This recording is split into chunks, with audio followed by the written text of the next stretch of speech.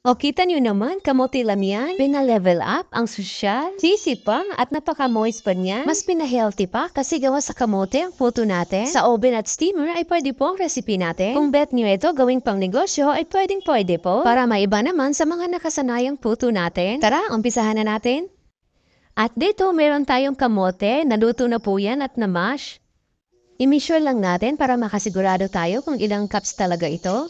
Ayan, 3 cups po lahat itong ating kamote. At lagyan lang natin ng 1 cup ng all-purpose flour. I-mix-mix muna natin itong ating harina at kamote. Kung may kamote kayo dyan, pwede nyo rin gawin ito. Tsaka natin ito lagyan ng 1 can ng condensed milk. I-mix-mix lang natin itong mabuti hanggang sa wala na tayong makitang harina. At lagyan rin natin ng 1/4 cup ng gatas. At 1 teaspoon ng vanilla extract. At i-mix-mix lang natin ito ulit. Tsaka natin ihalo ang 1/4 cup ng melted margarine. Kung mahilig kayo sa kamote, pwede nyo rin itry ang recipe nito.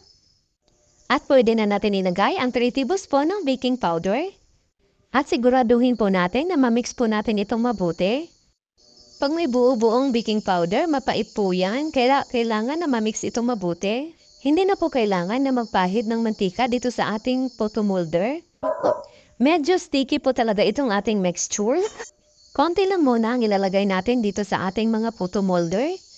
Kasi maglalagay pa tayo dito ng cheese. Ilalagay ko na lang po ang ating mga ingredients sa comment section sa baba at sa dulo nitong ating video. Para kung gusto nyo gayahin ang ating recipe, madali nyo lang pong sundan. Pwede naman po gumamit tayo ng piping bag kung meron po kayong piping bag. Mas madali po kasi ito. O diba, ang dali-dali lang pag may piping bag. Pag ito ang hinanda mo pang merienda ng mga chikiting, tsak na magugustuhan nila ito. At para sa ating toppings, gumamit lang ako ng bingo. Mahal kasi ang Oreo.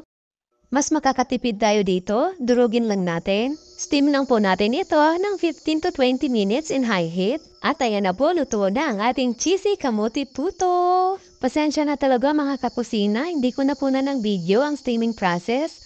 Matanda na kasi talagang lola nyo. Hirap talaga pag tumatanda na. Charot!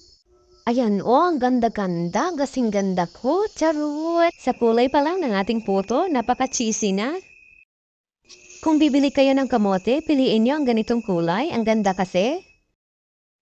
Maraming salamat hanggang sa susunod po.